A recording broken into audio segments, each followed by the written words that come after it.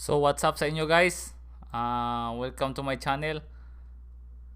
Ngayon naman magre-react tayo sa sa pamumuhay ng Pilipinas nung kapanahonan ng 1957 hanggang 1959. So let's go.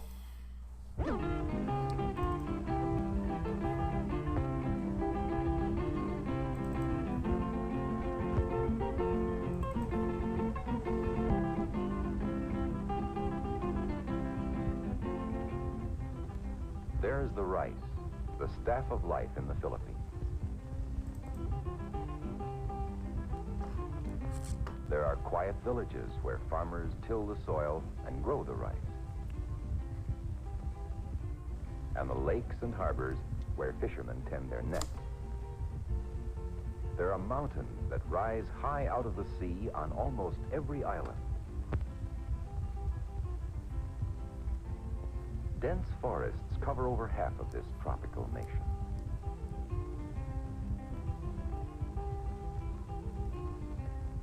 There are the rivers to bathe in and to carry the products of the land to the markets in the towns and cities.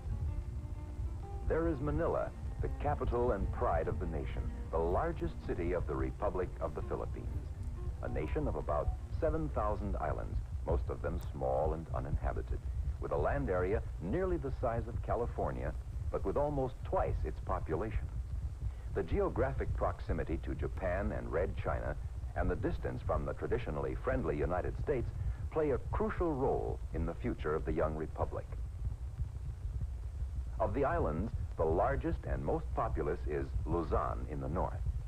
In the middle, there are hundreds of smaller islands known as Visayas, and in the south lies the second largest island, Mindanao. These islands became the independent Republic of the Philippines in 1946. Its democratic system of government is patterned largely after that of the United States. To this day, we can see the traces of the almost 400 years of Spanish rule. Kita nyo yung mga sasakyan dati guys. Ang gagara no? Mga vintage ba? Over the Philippines. But even more striking is the more recent influence of the United States. Soon after Magellan discovered the Philippines in the early 1500s, missionaries... Hindi ko alam guys kung si Magellan ang pinakaunang nakadiscover sa sa Pilipinas. Ang pagkaalam ko is Spain ang nakadiscover sa Pilipinas, kaya nga pinangalan yung Pilipinas ni sa king ng Spain si Magellan is Portuguese yan kaya medyo may dito sa na video na to. Began converting the Filipinos to Christianity. By the time the United States acquired the islands from Spain in 1898, some 90% of the people were Catholic. The influence of Spain is still seen today, not only in religion, but also in architecture and language. Sa totoo lang guys, mayroon talagang isang lugar doon sa amin sa Mindanao, sa party yata ng Zamboanga. Ang salita nila is puro Spanish. Hindi ko alam kung ano, sa Bacano yata yung tawag doon. Yun yung salita nila, mga Spanish. So, kung pupunta ka doon, ang salita nila is puro Spain. Kahit na yung mga amo namin dito sa Saudi na mga Spanish, sinasuggest namin sa kanila na mag-visit sa lugar na yan para malaman nyo kung bakit yung Spain, alam namin yung salita niyo kasi inano nga kami ng Spanish nung time na yon. Sinakop tayo ng Spanish, tapos mayroong naiwan sa kanila na sa mga nila ba, kumbaga sa culture nila nasunod pa rin natin. So yung lugar na yon doon sa Zamboanga banda sa Mindanao, gayang-gaya nila talaga lahat ng salita ng Spanish. But now that influence is shared with the public schools, which are probably the most important contribution of the United States to the development of the modern Philippines. A system of schools extends to the tiniest and most remote villages. The number of Nadaanan ko pa rin tong na to guys, yung chair na tong ganito. 3 kayo sa isang upuan. na experience ko pa rin to kahit na medyo late ano na ako, late 80s na ako na isinilang. Nadaanan ko pa rin to na experience ko pa rin yan. Like on 90s yata na ano ko yan, around grade 4 hanggang grade 6 na ano ko yan, experience ko yung upuan na ganyan. Filipinos who can read and write is high by comparison with other Asian nations. Since more than 80 dialects are spoken, attempts are being made to create a national language. The Tagalog dialect is the basis of this national language, but English is still the language of education, government, and the city marketplace. Okay. Someday, when the history of the Philippines of this period will be written, the schools will certainly be remembered as playing a most significant role. Scientists from the United States and Europe have done much to help improve standards of health and sanitation. Their efforts have been requested by the government of the new nation.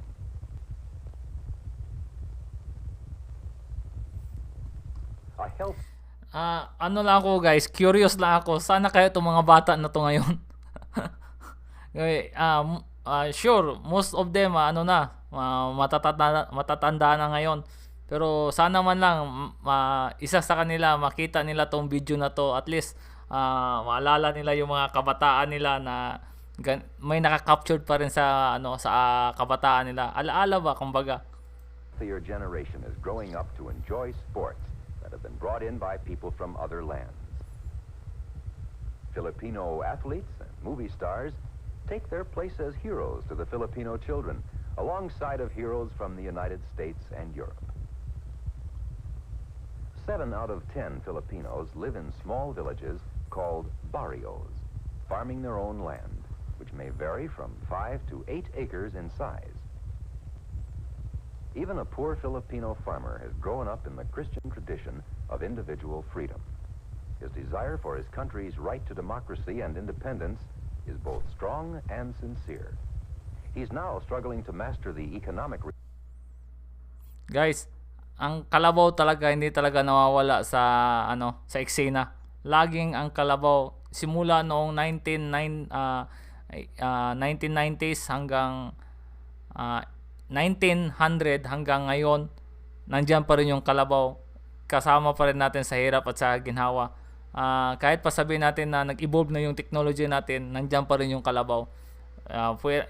Yung iba kasi yung kalabaw kinakatay na nila, pero mostly sa mga bundok-bundok kagaya sa amin, mga medyo marami ang bundok, kalabaw pa rin yung isa sa mga pangunahing tumutulong para sa pagsasaka, lalo na yung nasa bundok kasi medyo mostly tawag niyan, nasa gilid na ng yung mga lupa, so kalabaw lang talaga ang pwedeng makaararo nun. responsibilities that go along with political freedom and independence. Life is simple in the barrios by our standards, but by Asian standards, except for Japan where standards are much higher, the Filipinos are well off.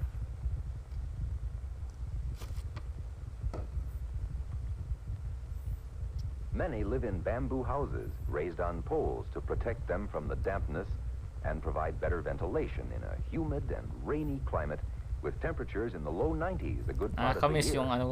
yung bahay na A ganyan. cow, or much more often a carabao, a pig, and a few chickens are the usual livestock.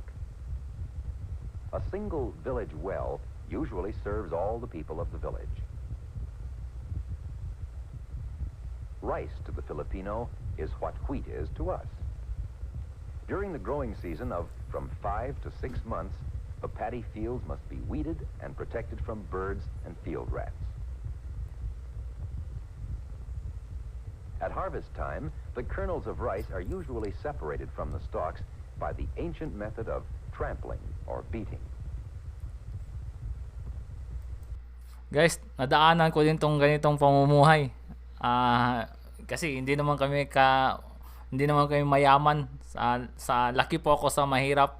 Kaya itong mga ganitong trabaho, alam na alam ko paano gawin, paano ang procedure. Kaya dito ako nabubuhay dati guys, itong kabataan ko.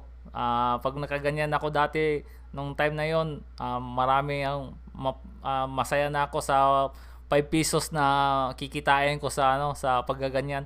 Malaking bagay na yung 5 pesos dati nung kapanahonan ko nung 90s, mga ganyan. Malaking bagay pa.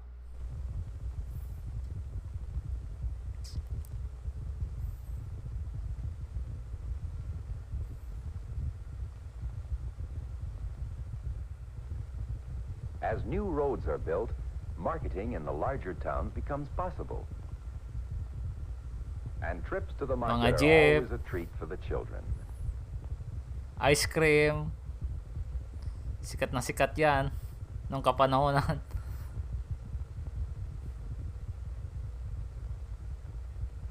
Much fishing is done, for fish is an important item that goes along with the rice diet of most Filipinos. Rice and fish to a Filipino is like meat and bread to us. Yes, yes. Parang The ganun fish talaga that yung is not consumed comparison nun. immediately is dried in the sun for future use.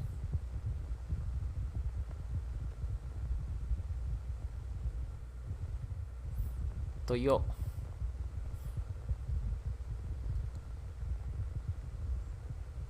Coconut palm trees are cultivated in many parts of the Philippines. The dried meat from coconuts, called copra, is used in the manufacture of soaps and margarines. Coconuts, which grow high in the trees, can be reached with long poles.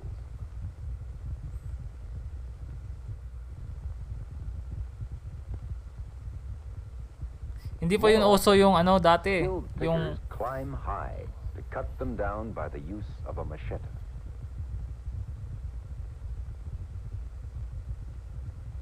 wala pa yung ano, walang inaapakan na ano, hak-hak sa amin yan sa Bisaya eh. First, the husk is broken off. Yan, meron pa rin yan sa amin hanggang ngayon.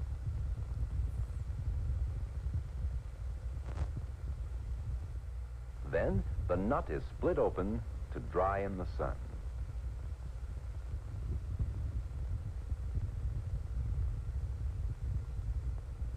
From the dried meat, or copra, comes the oil used in many industries. The Philippines supply nearly half of the world's need of copra. Nakakalungkot lang When it is isipin time guys to na dry the coconut meat, everyone helps with the nakakalungkot lang isipin guys na sa panahon natin ngayon, yung nyugan natin medyo ano na, konti na. Tsaka kahit yung palayan natin ngayon sa panahon natin ngayon, kumunti na rin kasi napalitan na ng mga ano, bahay, mga subdivision, kung ano-ano na. Tsaka marami na kasing ano ngayon, sobrang mahal na ng pataba ngayon sa palay kaya marami na nagbibenta ng lupa na ano, yung palayan nila binibenta nila sa mga mayayaman, ginagawang subdivision. work.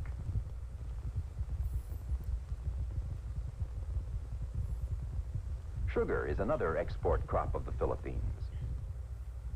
Sugar is refined from the stalk of the sugar cane. Production methods in sugar cane fields are still traditional, like this slow way of fertilizing. But more modern methods are coming gradually as agricultural schools are established. The government operates large-scale programs to teach the people how to be better and more efficient farmers.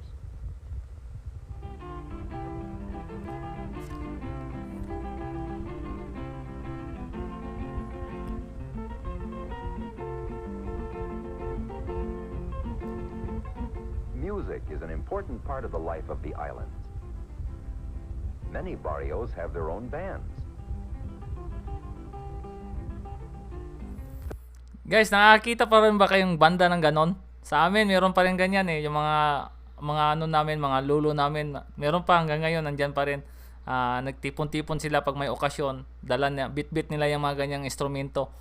Ang sarap pakinggan, ang sarap sa tainga, saka ano, yung mga kanta nila, at saka yung mga music nila, ano talaga, ano sa, ano mo ba, sa damdamin mo, tagos sa puso, kumbaga. Filipinos seem especially fond of music and make excellent musicians, and they enjoy folk dancing. Here is a visible contrast: traditional dances and modern clothes. The signs of a more prosperous industrial society are beginning to appear as rich mineral resources of gold, chromium, copper, and iron are mined on Luzon and Mindanao. Some refining of ore is done in the islands, but most ores are shipped abroad for processing. Logging is an important industry. There are very large reserves of mahogany, nara, and rosewood.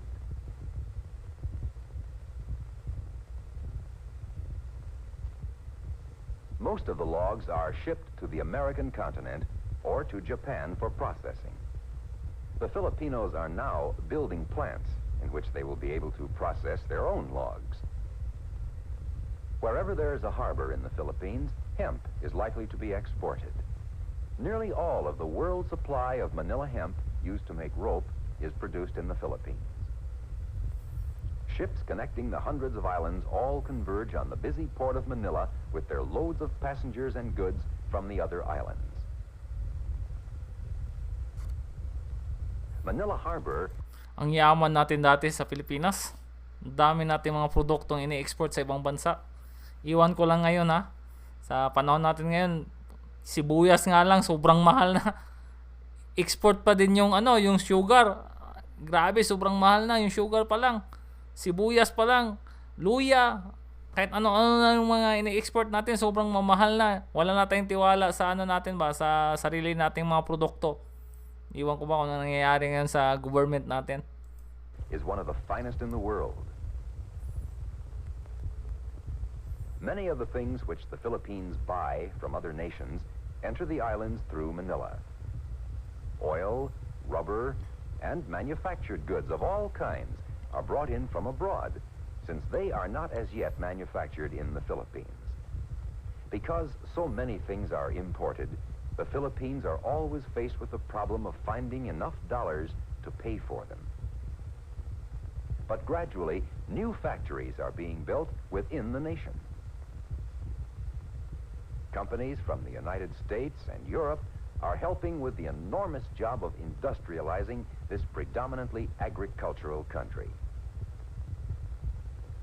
Industry is needed to raise the standard of living, which the people of the Philippines need and want badly. Most of the new industrial activity is centered around the city of Manila. There are only a few large cities, of which Manila is the social, cultural, and economic center.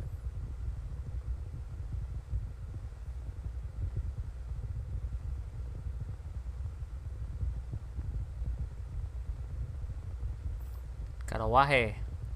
Thousands of jeeps used during the war have been converted into buses called jeepneys. A city of more than 1 million people, Manila is clean and modern. Yet Sad to say, yung mga jeep na yan ngayon, mabubura na sa ng Pilipinas kasi ang government yata balak na lang papalitan ng i-jeepney yung yung mga lumang modelo ng mga jeep. Iwan ko lang kung ano yung mangyayari diyan. it has its own atmosphere, which reflects its heritage from Spain and the Orient. The population of Manila is a mixture of Filipinos, some Chinese, and a few Europeans and Americans. The products of the land: rice, sugar, and coconuts have long been the basis of the Philippine economy. And the people have faced many problems as they have realized the need for improved agricultural methods and increased industrialization. I think sa panahon na ito, 1959, ang ang presidente yata si hindi pala si si Ramon Magsaysay pala, hanggang 57 lang pala si Ramon Magsaysay, si Pangulong Magsaysay. Part of the nation was left in ruins after the war with Japan and its economy reduced to chaos. But the Filipinos have made a remarkable recovery from the damages of the war. This young republic is constantly testing its stability in politics. It is struggling to master modern economics. The Philippines is determined to earn an important... So guys, sarap ibalik-balikan yung pakapanahonan ng ng ganito sa Pilipinas. Nakakamiss yung mga ano natin, mga ninuno natin sa pamumuhay nila nung time na yon. Medyo alam natin medyo magulo yung pamumuhay nila dati, pero masarap pa rin kasi ano malayo sa mga pollution, malayo sa mga ano ba, sa technology na ngayon na meron na halos yung mga tao ngayon kasi halos hindi na gumagalaw sa loob ng bahay eh. Minsan maagang namamatay yung mga tao ngayon kaysa dati. Kasi nga sa mga pagkain din natin na kinakain, sa mga lifestyle na ginagawa natin sa buhay. Kaya medyo ano na tayo mga tao ngayon, medyo hindi malayo. Ngayon sa panahon ngayon pag umabot ka ng 50, sobrang ano mo na, sobrang swerte mo na 50 pataas, umabot ka nun. Sobrang swerte mo na sa buhay. Sa generation natin ngayon. I don't know lang kung sa mga new generation kung ano pang mangyayari sa kanila. But yan yung reality. Pababa na pababa yung ano natin, lifespan natin sa panahon ngayon. But good to know na ganito yung Pilipinas dati. Hanggang ano na lang yata siguro tayo, hanggang alaala na lang siguro yata yung panahon na masagana pa yung Pilipinas. Kasi ngayon, dami ng corruption sa Pilipinas, hindi mo malaman kung saan yung ano o yung mga pera natin, mga taxes natin kung saan pumupunta eh. Dami mga kurakot ngayong panahon na to, mga opisyalis na sa Pilipinas. Sobrang dami.